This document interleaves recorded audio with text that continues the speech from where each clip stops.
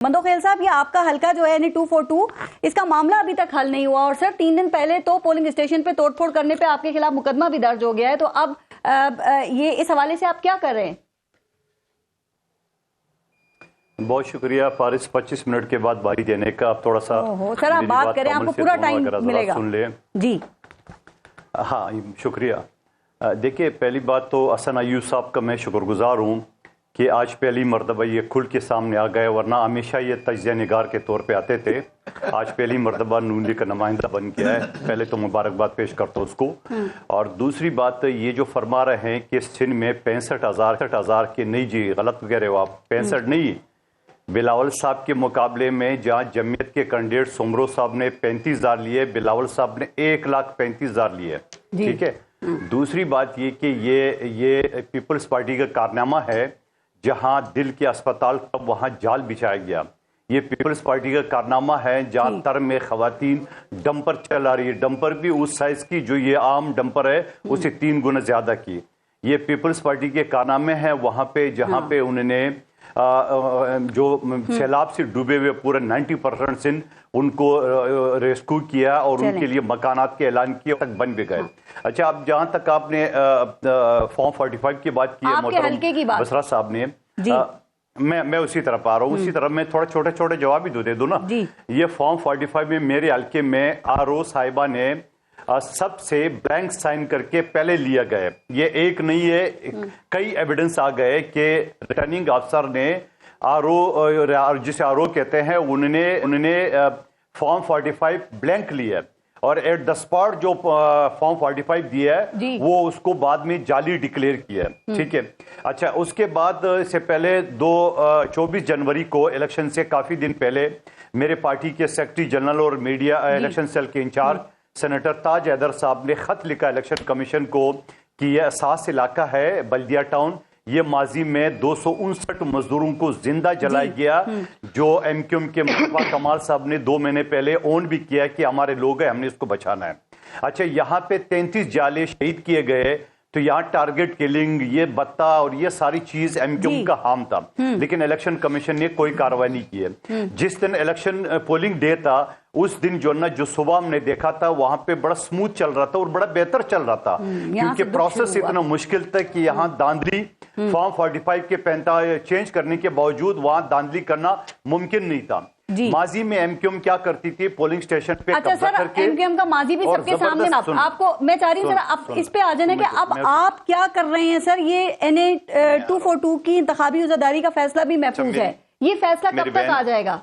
Repolling होगी, recounting होगी? जी मेरी बहन, मुझे एक जुमला मुझे कहने दे और फिर आता हूँ आपकी तरफ। जी, जिस दिन पोलिंग का डे हुआ, वो डे था, उस दिन बड़ा स्मूथ चल रहा था। जब मैंने अपना वोट डाला था तो मैं भी ये यकीन कर रहा था कि यहाँ नामुमकिन है कि धांधली हो जाए, लेकिन एमक्यूएम ने माजी में जहां जबरदस्ती पोलिंग स्टेशन में घुस के टप्पे लगाते थे, इस मर्तबा उन्होंने पहले से टप्पे लगाए हुए, पहले से जो है बैलेट बॉक्स तैयार करके और इस तरह पैकेटों में और रबड़ लगा के और इस तरह लगाए गए।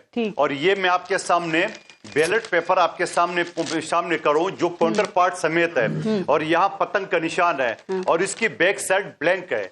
ये सुबाई है, ये पतंग का निशान है, साइड उसका ब्लैंक है। इसी तरह करके ये मेरे पास 25 से 30 हजार बैलेट पेपर जो हमारे जालों ने छीने गए एमक्यूएम के लोगों से, वो मौजूद है। ठीक है ना। ये इस वजह से कर रहा हूं कि ये मुझे आप बता दें मैं किसके मुंह पे मारूं ये सारे बैलेट पेपर। अच्छा, अब इलेक्शन कमीशन जहां 7 करोड़ वोट रजिस्टर्ड है, वहां 26 करोड़ उन्होंने बैलेट पेपर छपाया। तो क्या ये जो बैलेट पेपर मैं आपको बार बार दिखाऊं, क्या होगा मेरे मुजमुआ आप नहीं तो अच्छा, अब क्या होगा?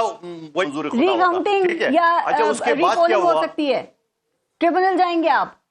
अच्छा मेरी बहन, मेरी 1 मिनट और दे दे पर मैं मुकम्मल। मैंने पूरी सारी बातें सुनी है, याद है ना कि इलेक्शन वाले दिन आप हमारे साथ उसके दूसरे दिन मौजूद थे। सारी ये बात आप बिल्कुल ठीक कह रहे हैं, मैं कह रही हूँ आगे का थोड़ा सा बता दें और आप ही बात करें।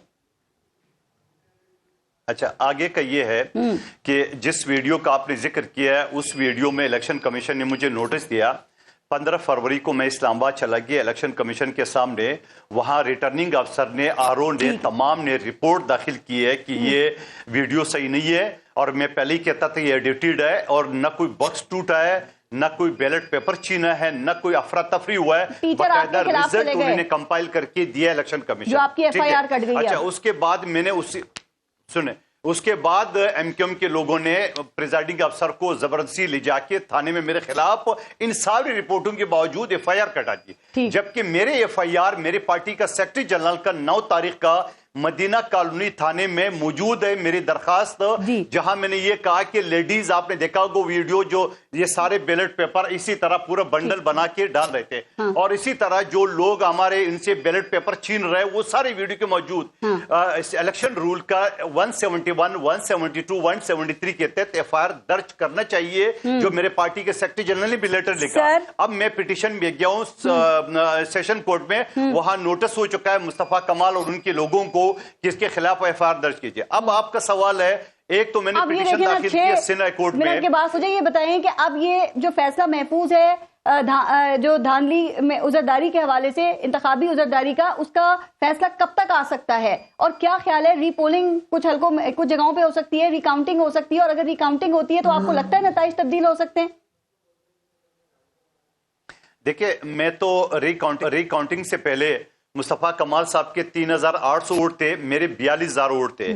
इनके मुस्तफा कमाल के 3,800 से 71,000 कैसे बन गए, और ये जो मेरे पास 25 से 30,000 बैलेट पेपर है, ये अगर डल जाते तो 1 लाख से ऊपर वो चला जाता। मैंने सिंध हाई कोर्ट में ये पिटीशन फाइल की है कि इन सारी सबूतों का, सारी वीडियो के बावजूद ये इलेक्शन री इलेक्शन होना चाहिए।